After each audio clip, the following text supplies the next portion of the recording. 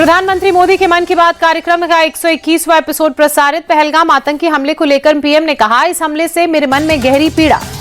PM Modi ने कहा, पहलगाम में आतंकियों की कुंठित कायराना हरकत, आतंकियों के आका चाहते हैं कश्मीर फिर तबाह हो जाए।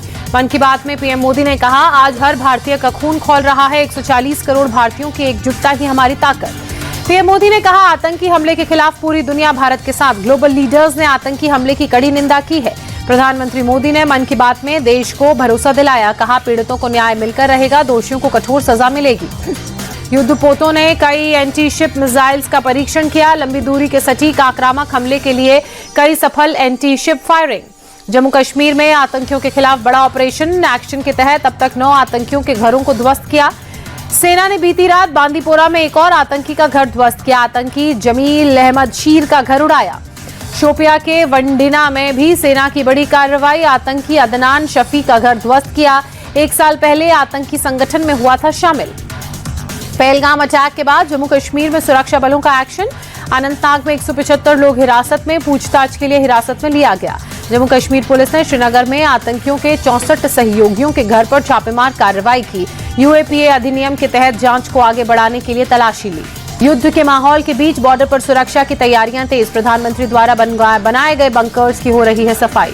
अरनिया सेक्टर के त्रेवा गांव में बने बंकरों की साफ सफाई, गोलीबारी स्टार्ट होने पर गांव के लोग बंकरों में रह सकेंगे महफूज।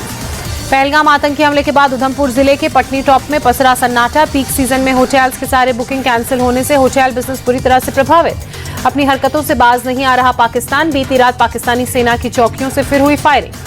तुतमारी गली और रामपुर सेक्टर के सामने नियंत्रण रेखा पर फायरिंग, भारतीय सेना ने दिया मुंहतोड़ जवाब। राजस्थान में इंटरनेशनल बॉर्डर पर पाकिस्तानी पेट्रोलिंग, श्रीगंगानगर में बॉर्डर पर पाकिस्तानी रेंजर्स की पेट्रोलिंग, जीरो लाइन के पास तक पेट्रोलिंग करने आ रहे हैं रेंजर्स। राजस्थान की सरहद पार पहली तस्वीर इंडिया टीवी के पास, पाकिस्तानी रेंजर्स ने बॉर्डर पर गांव खाली करवाए, जेसीबी लाकर तैयारी कर रहे हैं रेंजर्स। बिलावल भुट्टो की गीदड़ भपकी पर जल मंत्री सीआर पाटिल ने चेतावनी दी, कहा भारत ऐसी धमकियों से डरने वाला नहीं है। बिलावल भुट्टो जरदारी के खून बहाने वाले बयान पर बीजेपी नेता दिलीप घोष का बयान, कहा पाकिस्तान में पहले से ही खून बह रहा है। बिलावल भुट्टो जरदारी के बयानों पर आरजेडी सांसद मनोज झा ने कहा, थोड़ा इतिहास का अध्ययन कर लें, इतिहास काफी कुछ बता देगा। जम्मू कश्मीर सरकार के मंत्री जावेद राणा ने पाकिस्तानी नेताओं के बयान को बेतुका बताते हुए कहा, जो अपने पैरों पर खड़ा नहीं, जहां लोकतंत्र नहीं, उसके बयानों से क्या फर्क पड़ता है। कर्नाटक के सीएम सिद्धारमैया का बड़ा बयान, कहा हम युद्ध के पक्ष में नहीं हैं, सुरक्षा के कड़े उपाय करने होंगे। सिद्धारमैया का बयान, बीजेपी सांसद तेजस्वी सूर्या ने बेहद उनके बयान को निंदनीय और आपत्तिजनक बताते हुए कहा, पाकिस्तान के खिलाफ कड़ी कार्रवाई नहीं करने वाले बयान पर जताई कड़ी आपत्ति। पूर्व केंद्रीय मंत्री मणिशंकर अय्यर ने कहा, पहलगाम में जो हुआ बंटवारे के अनसुलझे सवालों का नतीजा है। पहलगाम हमले पर आरएसएस प्रमुख मोहन भागवत का बड़ा बयान, कहा आतंकवादियों को मारना भी राजधर्म, प्रजा की रक्षा करना राजा का काम। संघ प्रमुख मोहन भागवत ने कहा, अत्याचारियों को मारना हिंसा नहीं है, जिनका कोई इलाज नहीं उन्हें दूसरी जगह भेज दें। वीएचपी नेता विनोद बंसल ने दिल्ली में यज्ञ का आयोजन किया, पहलगाम में मारे गए लोगों के लिए पुण्य आत्माओं के लिए यज्ञ का आयोजन। आज शाम 5 बजे दिल्ली के ईस्ट ऑफ कैलाश के इस्कॉन मंदिर से शुरू होगी आक्रोश यात्रा, शाम 6 बजे से बदरपुर में भी आक्रोश यात्रा। विश्व हिंदू परिषद के नेता विनोद बंसल ने दी जानकारी, पाकिस्तानियों को आज भारत छोड़ना होगा, शॉर्ट टर्म वीजा वालों का आज शाम तक पाकिस्तान लौटना होगा। अटारी वाघा बॉर्डर से वापस भेजे जा रहे पाकिस्तानी, बॉर्डर से लौट रहे पाकिस्तानी भी पहलगाम हमले की निंदा करते नजर आए। किरण मांगले ने अपने दामाद को भी गोली मारी, दामाद अविनाश की हालत नाजुक, घटनास्थल पर मौजूद लोगों ने आरोपी पिता की जमकर पिटाई की।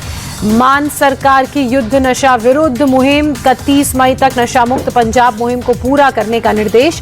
डीजीपी गौरव यादव ने सभी एसएसपी और सीपी को डेडलाइन जारी की। एसएसपी को बताना होगा कि वो किस तरह ड्रग्स का सफाया करेंगे, डेडलाइन के बाद भी अगर ड्रग्स मिला तो जिम्मेदार अफसरों पर गाज गिरेगी। हरियाणा के सिरसा में साइक्लोथन 2.0 का आयोजन, मुख्यमंत्री नायब सैनी ने किया संबोधित, कहा हमें नशे को भगाना है और हमारे हरियाणा को आगे बढ़ाना है। वैशाख अमावस्या के अवसर पर प्रयागराज में संगम घाट पर श्रद्धालुओं को तांता, घाट पर पवित्र स्नान कर पूजा अर्चना की।